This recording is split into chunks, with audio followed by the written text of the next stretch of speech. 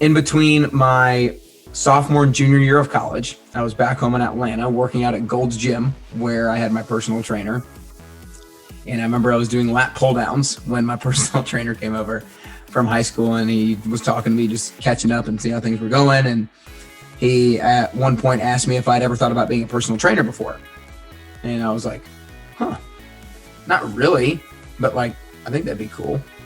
And he's like, well, talk to me after your workout and I'll talk to you about the certification that you would need and all that kind of stuff. And I was like, all right, cool. The goal of the Best You podcast is to allow you to feel confident about what you need to do, why you need to do it, and how to do it in order to get closer and closer to your best you.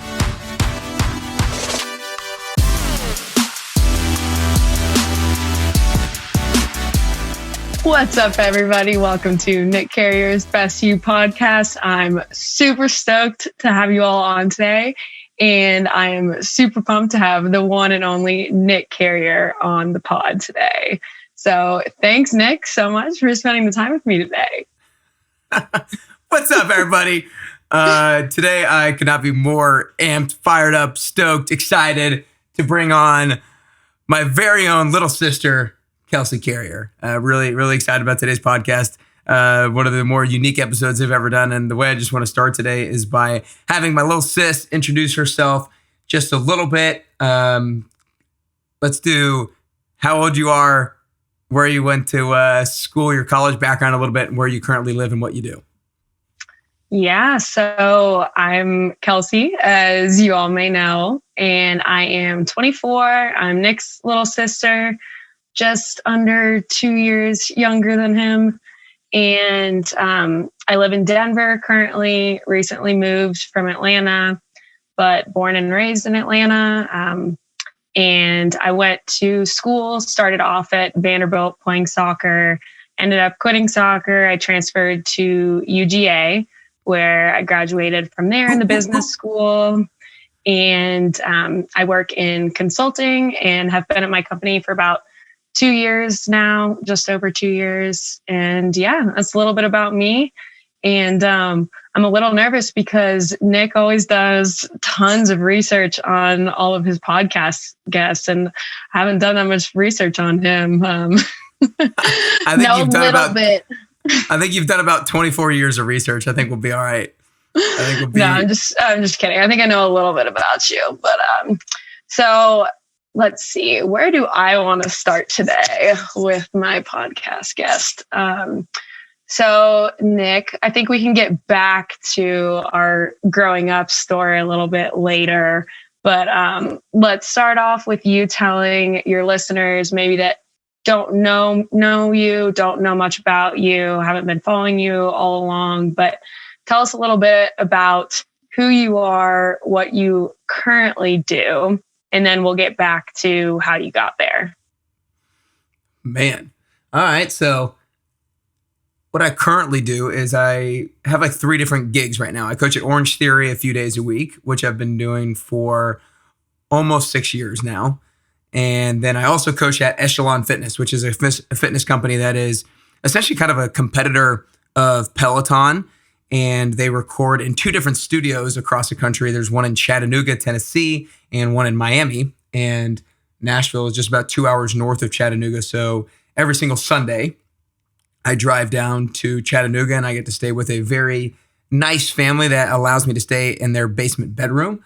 And then on Mondays, I coach 7 to 8 to 9 classes at Echelon. I film live classes, and they have an app, and they have live classes and pre-recorded on-demand classes and things of that nature. And I record all day on Monday, drive back on Monday, and spend the rest of my week in Nashville. So I do Orangetheory, I do Echelon, and then I do Best You. So with Best You, I have a 10-week fitness goal setting program that I do with people both in person here in Nashville and virtually. And also with Best You, I have the Best You podcast, which I had started back in October of 2018 and have released at least two episodes every week ever since. And I also do fitness events here in Nashville. So those are it's kind of what I'm currently doing right now. Okay. So I want to hear a little bit more about Best You, and let's start with the type of podcast you do. So for those people that might not have listened to any of your episodes, what type of guests do you have on? What do you typically talk about, focused on? Yeah. When I first came up with the name Best You, I came up with it because I was really trying to discover my why. If you guys have ever heard of the guy named Simon Sinek, he has a very famous book and very famous TED Talk about finding your why and starting with why. And it's essentially what your motivation is, what drives you on a day-to-day basis. And I was trying to discover my why, like what fires me up, what motivates me every single day, what causes me to work hard every single day.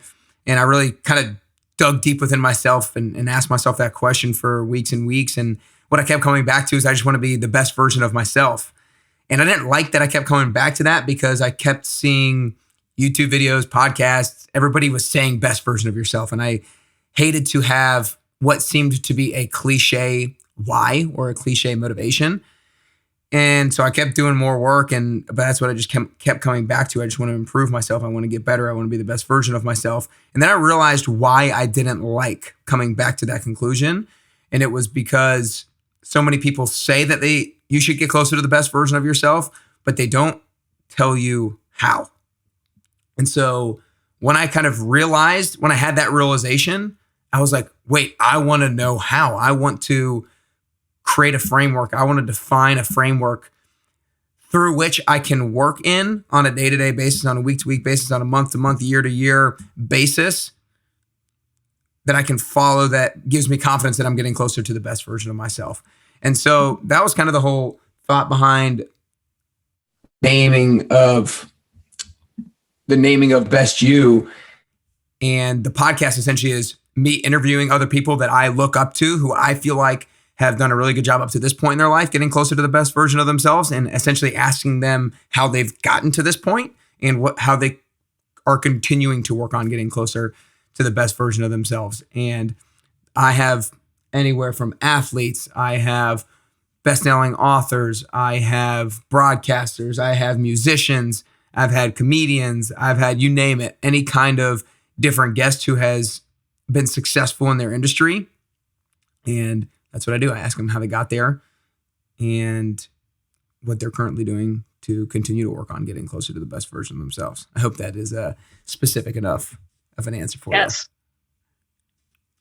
No, and I will add to that after, listening to most of your podcast episodes. Yeah, and a little before you go, I was the very first editor of the Best You podcast. My little sister was the second ever editor of the Best You podcast, and she was very gracious to help me out for a good stretch on editing my episodes. So she definitely has a good sense of what Best You podcast is all about.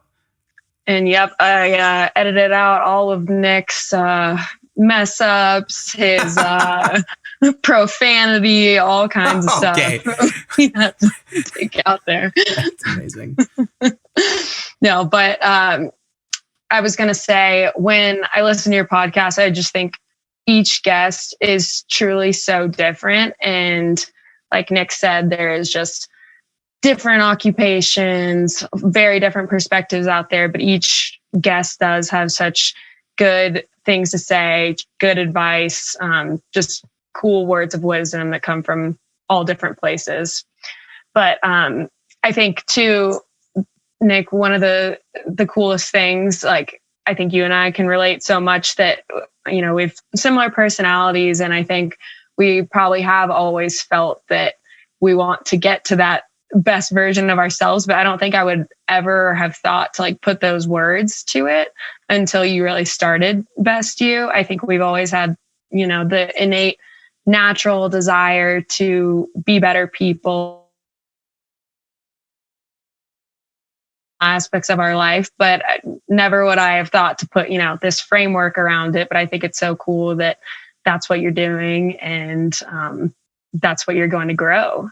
So tell me more now about how you got to this place. How did your vision for Best You come out of where you were before? Tell me where you went to college, kind of how you got to this place. Yeah. So I went to University of Georgia. So I was always an athlete growing up. I'll start with that. I was always an athlete growing up. I loved sports, but I also liked training for the sports. I always liked the working out aspect of it. And I had a personal trainer in high school who helped me improve my football and baseball skills and ability and all that kind of stuff. And then I went to University of Georgia, and like most people, had no idea what I wanted to study in college. So I chose finance and insurance. Well, originally finance, and then I added insurance as a double major. But I chose it because that's what a lot of my friends were doing. That's kind of what parents were talking about. That's what my parents were talking about, other people's parents. And it just seemed like a very safe thing to do because you can kind of do a finance degree and there's a lot of different things that you can do with it. So, and I was always a math guy. I loved math. It was always my favorite class. And I always was pretty good at it. And so finance seemed like a pretty good route for me. And I started in finance and I enjoyed it. It was fine. But in between my sophomore and junior year of college, I was back home in Atlanta working out at Gold's Gym where I had my personal trainer. And I remember I was doing lat pull downs when my personal trainer came over from high school, and he was talking to me, just catching up and see how things were going. And he at one point asked me if I'd ever thought about being a personal trainer before. And I was like, not really, but like, I think that'd be cool. And he's like, well, talk to me after your workout and I'll talk to you about the certification that you would need and all that kind of stuff. And I was like, all right, cool. So I talked to him after the workout. He told me the certification that summer. I remember sitting at our circle dining room table studying for my personal trainer certification exam, got my certification, and then went back to school the fall semester of my junior year. And I was like, I want to be able to apply the certification. So I started applying to like one big box gym and the school gym and some other things, and never really heard anything back. I did online applications, a couple of phone calls. I didn't really work that hard at it, trying to find a personal trainer job. I just hoped that something would happen, and nothing did. And I was kind of upset, but it wasn't the end of the world.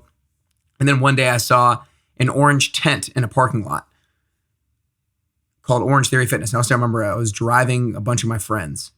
It was in the Beechwood parking lot, Kelsey, where the Orangetheory was and where that Chick-fil-A was. And there's an orange tent and it said Orangetheory Fitness. And I was like, what the hell is that? I have no idea what it is. And I just thought to myself, maybe one day I'm going to drive by there and just see what it is. And I don't think I've ever, it was a Friday. I was driving to go work out at Health Sciences. Health Sciences is a gym at University of Georgia. I was driving to go work out there. And I remember, I was like, oh, wait, maybe I just go drive by there now. I hadn't even, like when I got in the car, I wasn't even planning on going there. I was like, oh, maybe I'll go now. I'm not going to lie. I was a little hungover too when I was driving. And I went to the tent and I met Phil, who was the owner of the location. It hadn't even been opened yet. And they were just doing pre-sales out in the tent. And I talked to him for probably 30 minutes. And he was from Atlanta. I'm from Atlanta. And we hit it off. And this was in the fall, probably the late fall semester. And we set up a time for me to go to a workout at Orangetheory in Buckhead. And then me meet him for breakfast afterwards to talk about Orangetheory and see if it would be a good fit. And so I took the workout, loved it, met him. And he was like, you can come back beginning of January before your semester starts and go through coaches tryouts. And so I went to the coaches tryouts, probably had one of my first ever like panic attacks during the tryouts, during the learning. I remember I had a moment where my body just like shut down and froze. And it was like, you know what? I'm doing it. Because I was thinking about, I was double majoring. I had a couple of after school activities that I was doing. I was doing a lot at the time. And I was like, how am I going to be able to fit this in? And I had freaked out. And I was like, you know what? You can do this. You can do this. And then I just zoned back in and I committed to it from there on out. And it was one of the best decisions I ever made. So I started coaching Orangetheory in January of my junior year, did it throughout college. And then when I was approaching graduation, I kind of knew I wanted to do something with fitness long-term, but I just wasn't sure what that would look like. And so I figured I would just continue to find a job with my finance degree. And I originally had a job lined up to be a mortgage lending officer of all things. And I was going to do 6 months of training with the job in the Atlanta office and then be able to transfer to the Nashville office after 6 months. And transferring to the Nashville office was my main draw to that job. My sister, as she said, Started playing soccer at Vanderbilt. That's when I went to Nashville probably like 5, 6, 7 times that season to watch her play. And I was like, this place is freaking awesome. I want to go here. I want to move here. And so when they said I could move to Nashville, I was like, I'm in. Then I graduated. I was supposed to start that job maybe end of June, beginning of July. I can't remember the exact date. And then right before I was supposed to start, they told me that the Nashville part of it fell through and I was only going to be able to work for them in Atlanta post-training. And on that same phone call, they told me, and I was like, nope, not interested. Hung up the phone, had a buddy already living in Nashville, called him, and I was like, dude, can I just come live on your couch for a little bit and figure it out? And he said, yes, graciously. Thank you, Jack. I think 2-3 weeks later, I moved to Nashville, started off living on his couch in his 1-bedroom. Now, it wasn't like slumming on the couch. He had a really nice 1-bedroom apartment, so I'm not going to try to sound like that. And after 2 weeks, I was still looking for a finance job. And I kind of rushed into a job as a recruiter with an employment agency. And I was fired up when I got the job because now I was actually making money and all that kind of stuff. And during those 2 weeks, the first few days of it was fine. But then for whatever reason, halfway into week 1 and then all of week 2, I just found myself questioning my decision over and over again. And the thought that kept going through my mind is, why am I wasting my time doing something 9 hours a day when I know this is not what I want to be doing long term? And I could just be figuring out the thing that I want to do long term now. And I knew something with fitness was what I wanted to do long term. And I kept having that thought go through my brain, but I kept justifying that this was an okay decision to stick it out, keep doing it. And then I remember Monday of week number 3, I walked in, I was motivated. I gave myself a pep talk that previous weekend. And then when I walked in, I started working. And then right away, I had that moment again, like, what am I doing? And then right then and there, I decided I'm out of here, walked to my boss's office, told him I can't do it anymore. Luckily, I was only there for 2 weeks, so I didn't really have to do anything. I literally told him, walked, got my stuff, left. Then I drove to D1 down in Cool Springs. So they see if they needed any personal trainers. I went around to different areas, different gyms, from gym to gym to gym to gym to gym to gym to gym to see if they had personal training openings. It took me a while, and I finally found a personal training gig, went back to coaching Orangetheory. And then in March of 2018, I formed Best You, and it has been evolving ever since. So I try to keep it as brief as possible, but that is the probably longer version than I'd expected to tell, but that's the story. Now, I have a question for you based off of that story. Okay. What were you thinking as let's see, you would have been maybe your fall semester of junior year at UGA. What were you thinking when I decided to quit that job? If you can remember. I'm the one interviewing you, I thought. Let's see. What was I thinking? I remember being very shocked. It was the last thing I would have expected. I mean, once it sank in and I thought about it more, okay, it made sense. I could have told you would not have done well at a desk job. You've never been able to sit still, and it wasn't that surprising. But at the time, I had just never thought of anything differently. I think, like you were saying, like, to me, we go and major in business, and that was just the smart, logical thing to do. So of course you would do it, and you had been studying finance. So when you told me you quit after 2 weeks, I was very shocked and was like, oh, wow, what's he going to do now? We'll see. But then I think I was very excited for you at the same time. And just knowing that you're such an ambitious person, such a go-getter, I was like, all right, he'll figure it out, whatever he does. And definitely supported you along with, I think, the rest of our family. So I was just super excited to see what you did. Yeah. And here we are. I feel like that was probably everybody in the family's reaction, and they probably were shocked. I remember, having long conversations with everybody about it, but everybody was definitely supportive 100% of the way. Nobody, like, I remember I've gotten asked before about if any of my friends or any of my family were trying to persuade me to do otherwise or anything like that, or were not supportive. And I luckily never had that experience and feel very lucky for having not had that. Yeah. Pretty great. I probably had the same shocked. I had the same shocked thought when you quit basketball. So I just went there. Yeah. We'll be back to the interview in just a second. But first, I wanted to share a quick testimonial from a past participant of the 10-week transformation program. I started running the 10WT in the beginning of 2020, and I've had over 150 people and counting go through it, and they've seen amazing results both inside and out. If you're inspired to join after listening to the testimonial, then go to nickcarrier.com to learn more. We'll get back to the episode in just a minute, but first, here's what they had to say. I'm Erin. I joined Nick's program because I wanted to get more fit, or just like kind of be more toned overall. So with Nick's help, he's really helped me figure out the best workouts that have helped me reach my goals. And I've done 3 of these programs with him, and every time I still see like more and more progress. So it's been really fun to just like over time, like see myself get more fit. Like he's literally given me abs, which is like my goal. My favorite thing with the program, I think, is the camaraderie with everyone. I've made some really great friends from it, and I'm actually shocked at how much I actually like waking up at 5 a.m.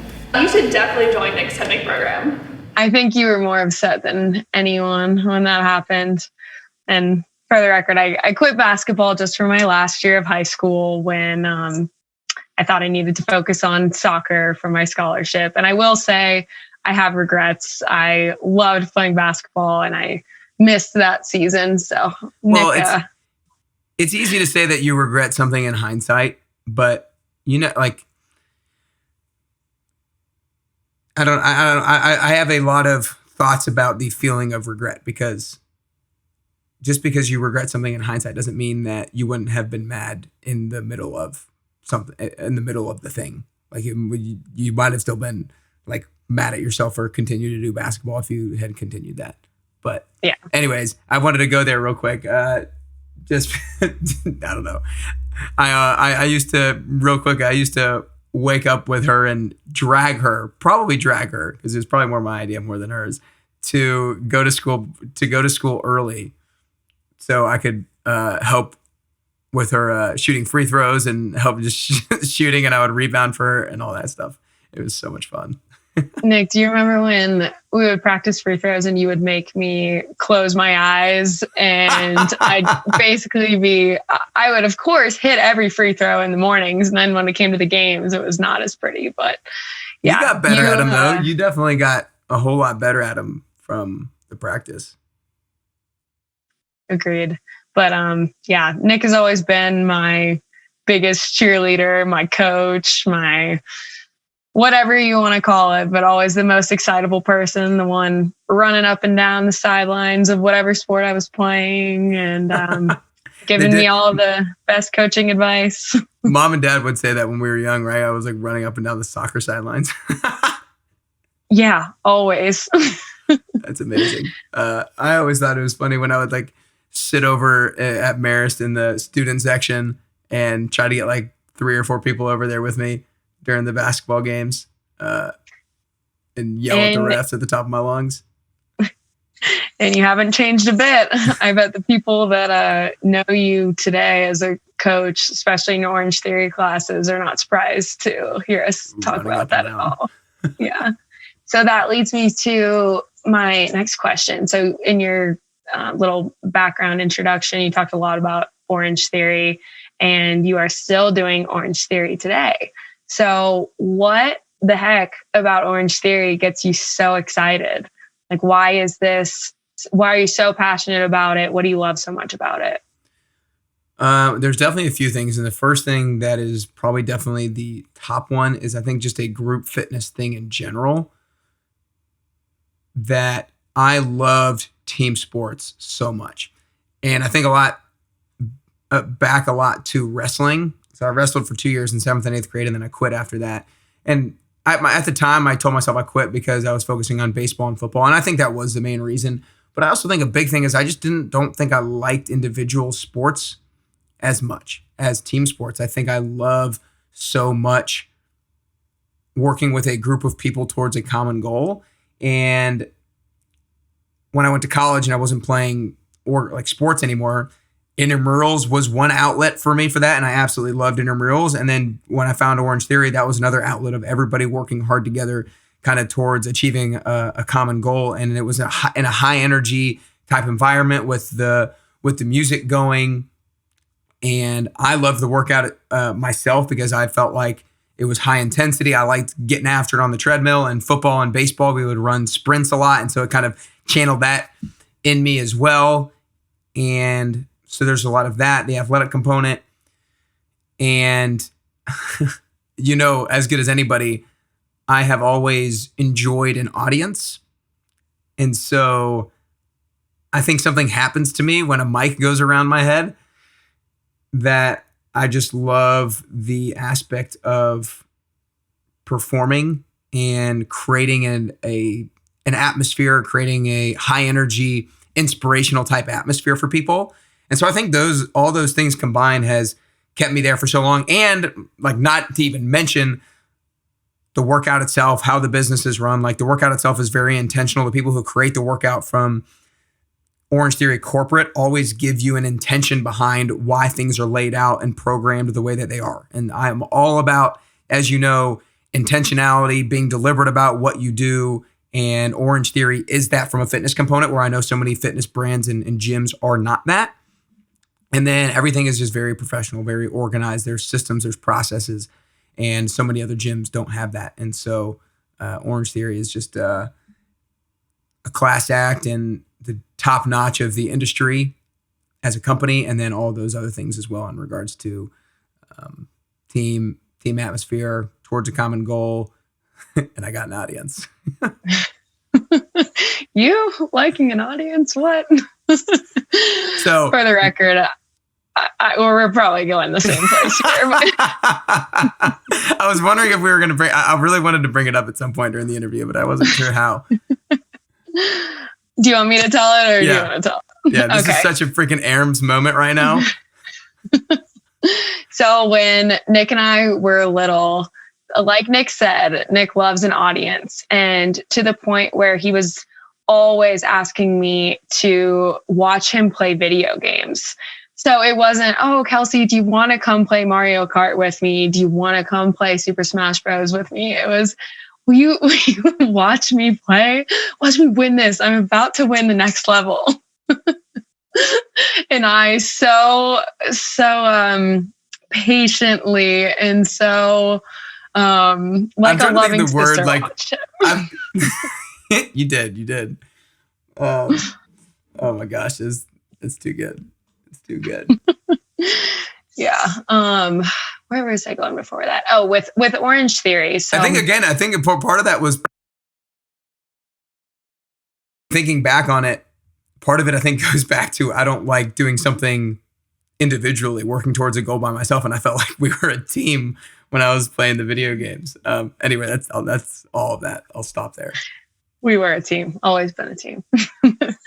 But so listening to you talk about Orangetheory is really fun because everything you're saying about it and just how it's such a great company. I mean, it checks out with what everyone that I know that talks about Orangetheory that's done it or tried it out is super excited about it too, really loves it. And I have also had great experiences with it.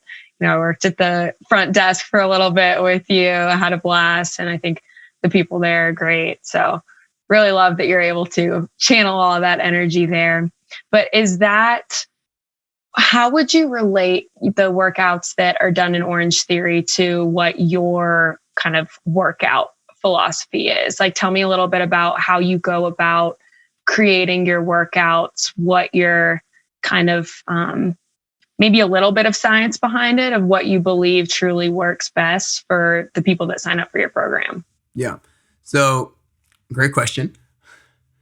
You did some homework. I believe that everybody needs to do obviously a combination of, I'll start big picture, combination of cardio and weight training, right? You've probably heard that before. You probably want to do a combination of cardio and weight training. And when I say cardio, I don't necessarily mean that means you have to go on a run, or that means you need to swim or bike or do rowing or anything of that nature. When I say cardio, I just mean that you need to get your heart rate in an elevated state for a prolonged period of time.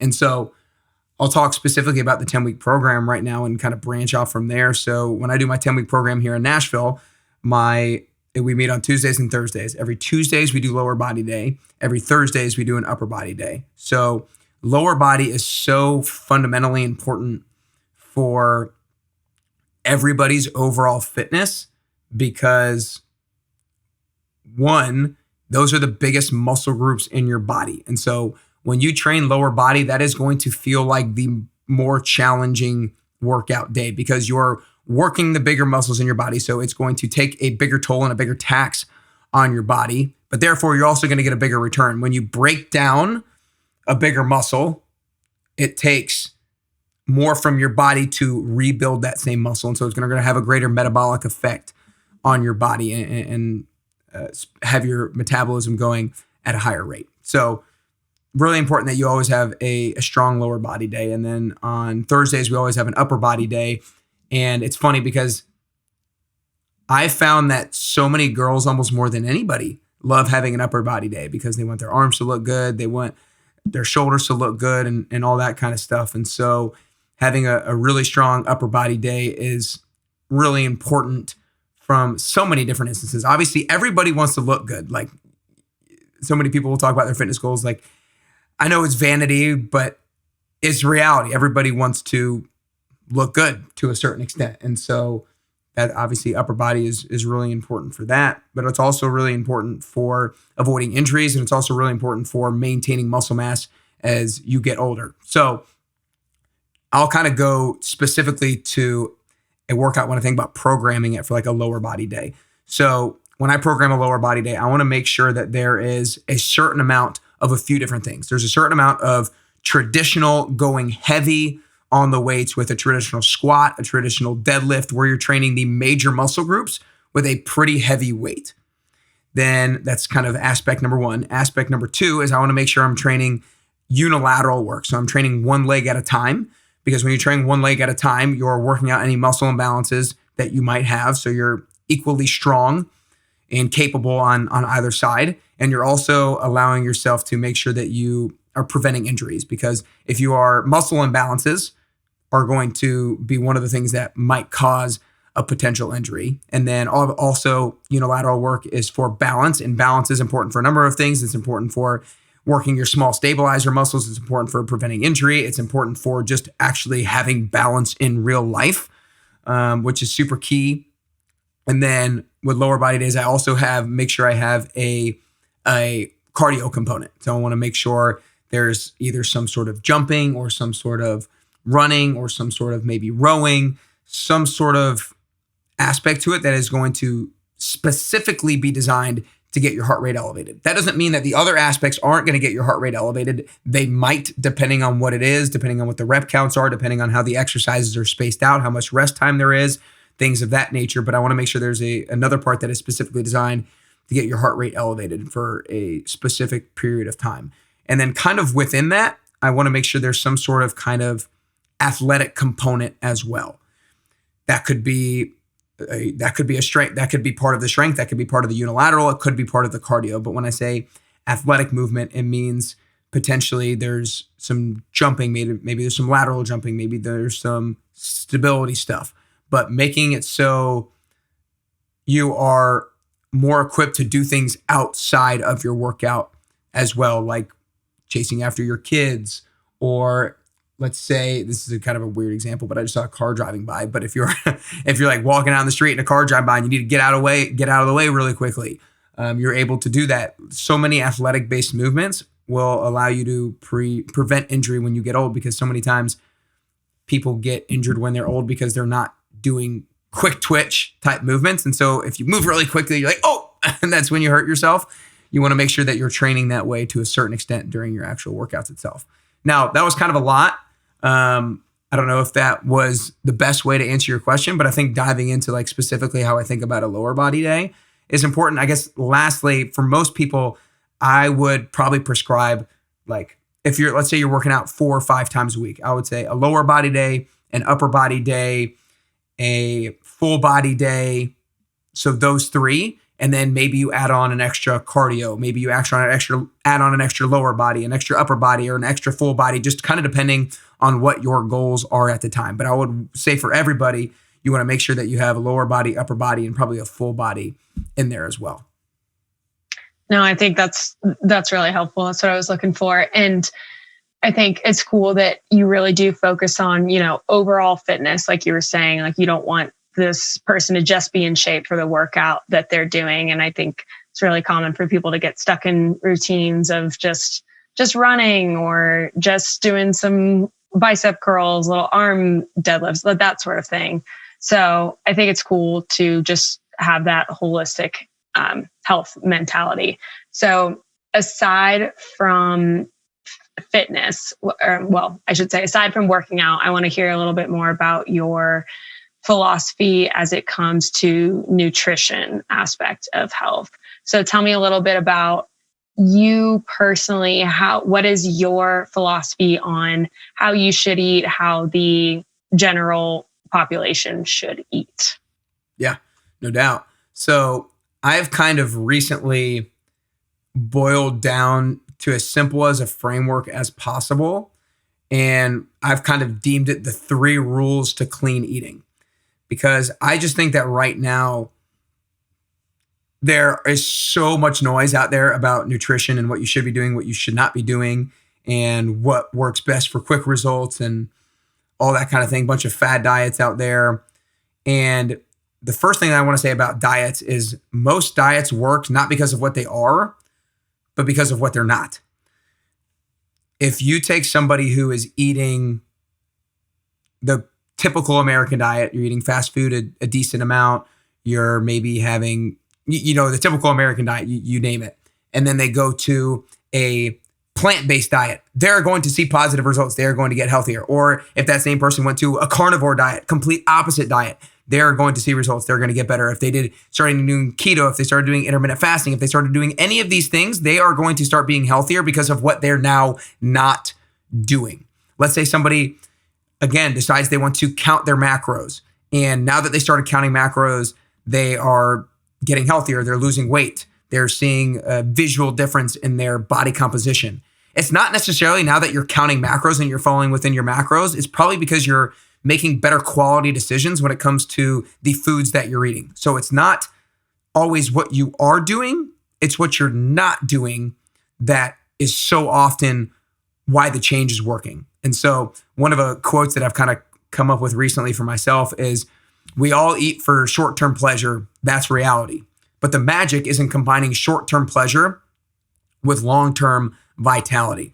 And I think so many of us need to find foods that we enjoy that are also healthy. Because no matter what, if you are trying to force yourself to eat foods that are healthy but you don't like, it's only going to last so long. So let's get back to my 3 rules to clean eating really quickly. Rule number 1 is super simple. Eat real food. And what that means is stay away from artificial ingredients. And again, when reading a food label, if you're picking up something from the grocery store, most people immediately jump to the macronutrients part of the label, when I really believe that you should look at the ingredients first. And when you're looking at the ingredients, you should think the fewer the ingredients, the better. If you can't pronounce it, don't eat it. Make sure there's no trans fats on there. Make sure there's no high fructose corn syrup. Generally speaking, shop on the periphery or the outside part of the grocery stores. And I really believe that you should make at least 50% of your meals at home. So many of my clients that I've worked with, one of their biggest reasons for positive results is because they just decrease the amount that they eat out. Because when you eat out, you don't know what they all put in it and what things are added to it. So eat real food is rule number 1. Now, rule number 2 is start small. So when you're trying to improve your diet or what you're eating, you want to start with realistic changes, because when you're changing your food habits, the only thing that's going to be sustainable is starting small. I've very frequently talked about a client that I had who told me that he wanted to lose 15 pounds and he wants to cut out all sweets. And I I asked him how many sweets he's currently eating, and he said that I'm currently eating 14 sweets a week, one with dinner, one with lunch every single day. Now, you might think that's extreme, and it is pretty extreme, but this is a great example of, I told him, instead of cutting it down to 0, let's start with 7 desserts a week for the first 3 weeks, then 6 for the next 3, then 5 for the next 3. And that's exactly what he did. He started to do that week after week after week, and he was successful. And he got down to the point where he was eating like 2 or 3 desserts a week, which is, I'm completely fine with that.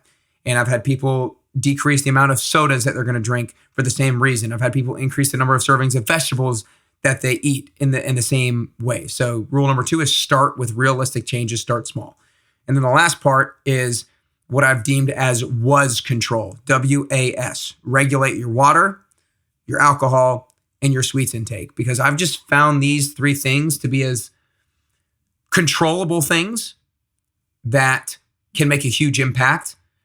And oftentimes, at least one of those 3 things are very out of whack for a lot of people.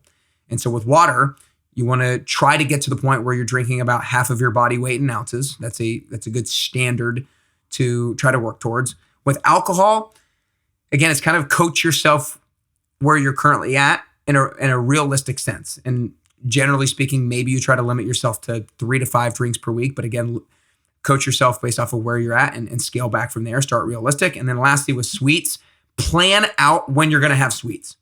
If you have a sweet tooth, then plan that you're going to have sweets 3 days a week and plan to have it on Thursday, Saturday, and Sunday. Don't leave it up to chance when you're going to have them, or else it's going to get the best of you and you're going to fall victim to your spontaneity. So that's kind of my 3 rules that I think are very actionable, very simple, and can get a lot of people on track to where they want to be. That's awesome. I think all 3 of those things are just super easy to understand. And really, when you boil it down to those 3 things, easy to wrap your head around. I like keep it simple, whole foods. Don't be really trying to break down every macronutrient, just simple ingredients, whole foods. I mean, like when those of you guys who follow me on Instagram, you see me post about my meals. Last night I posted like 2 eggs, Brussels sprouts, and red potatoes. There's every food on there is the ingredient. A red potato is a red potato. A Brussels sprout's a Brussels sprouts. An egg's an egg. Anytime I pick up something and there's more than 6 ingredients or something, I'm like, that's not going in my body. Now, sometimes, sure, there is. Like on Saturday, I'm probably going to have a frozen pizza because but anyways. So that's where I wanted to jump in. Well, first of all, I want to point out that you do eat. Nick is a man of habit, and you eat the same things kind of, over and over again. And to me, I think that's boring. I would probably get a little bit sick of it, but you can switch things up. So want to make sure that all of your listeners understand that you're not saying you have to eat Brussels sprouts, potatoes, and turkey for every meal, but you know what he means. Keep it simple, whole foods. I think a lot of people would probably be, so everybody in my family is pretty health and fitness conscious. And my sister is very much up there in regards to health and nutrition as well. Give all the people out there who listen, and there's got to be, I know there's a lot of females out there who take my classes and are clients and stuff like that, and would be interested to hear maybe some of your tips and some of the things that you do that work well with you nutrition wise. Yeah. So I would say I have the same philosophy overall that you do. I love to have, I love vegetables. Fortunately, they are truly enjoyable for me. So I, every week, buy lots of broccoli, Brussels sprouts, carrots, you name it. But I do like to have kind of some of the more traditional good dinner foods. I make a lot of tacos. I make a lot of burrito bowls, pastas. But when I make those things, I stick to the very simplified version. So I'll find there's, for example, like a pasta that I make. There's a quinoa pasta that I get from Trader Joe's, and the only ingredient on it is quinoa. So I'll get that and put some ground beef grass fed, and some tomato sauce on it. Super simple, and throw in some broccoli with it, that sort of thing. So I like to have kind of the same traditional good dinners. Same with, burrito bowls. I'll make a nice brown rice with black beans and peppers and chicken, that sort of thing. But yeah, definitely trying to keep it simple ingredients, that sort of thing. Boom. Love it. Where was I going? I think that gives people, I think that was important to do, because that, like a burrito bowl or tacos, sounds a whole lot more appetizing to most people than Brussels sprouts, red potatoes, and eggs. So I would tend to agree with that. I'm fine with that. Where I wanted to go next, now we've talked about your workouts, we've talked about your nutrition philosophy. Now, another area that I've seen you talk a lot about, and that I know you're very passionate about, is habits.